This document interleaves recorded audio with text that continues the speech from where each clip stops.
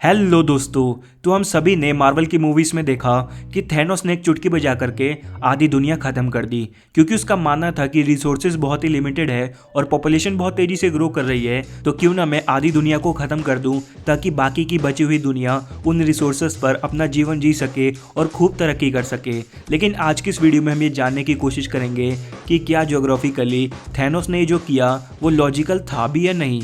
तो चलिए इस वीडियो को शुरू करते हैं। तो दोस्तों, अगर मैं एक सिनेरियो मान के चलूँ कि थैनोस रियल लाइफ में एग्जिस्ट करता है और उसने एक चुटकी बजा करके इस दुनिया की आधी पॉपुलेशन खत्म कर दी है, तो उसके बाद क्या होगा। तो दोस्तों, जो करंट फर्टिलिटी रेट है वो है 2.25। और अगर आपको नहीं पता कि फर्टिलिटी रेट क्या होता है तो मैं आपको बता दूं कि ऑन एन एवरेज एक महिला कितने बच्चे पैदा करती है उसी को फर्टिलिटी रेट कहते हैं। और एक हेल्दी फर्टिलिटी रेट होता है 2.1, यानी कि अगर किसी कंट्री का फर्टिलिटी रेट 2.1 है तो उस कंट्री की पॉपुलेशन ना तो बढ़ेगी और न ही घटेगी। लेकिन अगर उस कंट्री का फर्टिलिटी रेट 2.1 से कम है तो उसकी पॉपुलेशन घटेगी, और अगर फर्टिलिटी रेट 2.1 से ज़्यादा है तो पॉपुलेशन बढ़ेगी। तो करंट वर्ल्ड का जो फर्टिलिटी रेट है वो है 2.25। और अगर मैं मान के चलूँ कि थैनोस रियल लाइफ में भी एग्जिस्ट करता है और वो चुटकी बजा करके चला गया और आधी दुनिया खत्म कर दी, तो 2.25 का फर्टिलिटी रेट अगर मेंटेन रहता है तो लगभग 80 से 100 साल लगेंगे और ये दुनिया वापस से वहीं पर आ जाएगी जहां पर पहले थी। तो थैनोस का चुटकी बजाने का मतलब ही क्या बना। तो इसके लिए हमें थैनोस की पास्ट स्टोरी को बहुत ही अच्छे से समझना पड़ेगा।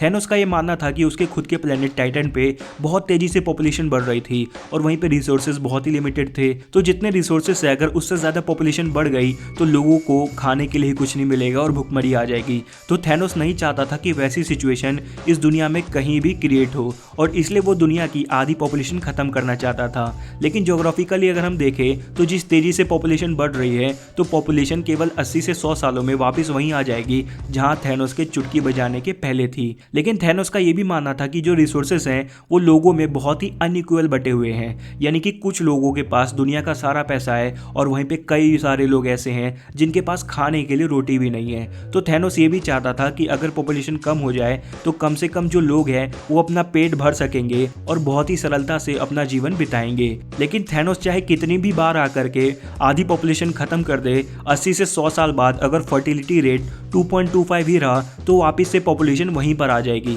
और ये साइकिल ऐसे ही बार बार रिपीट होता चला जाएगा।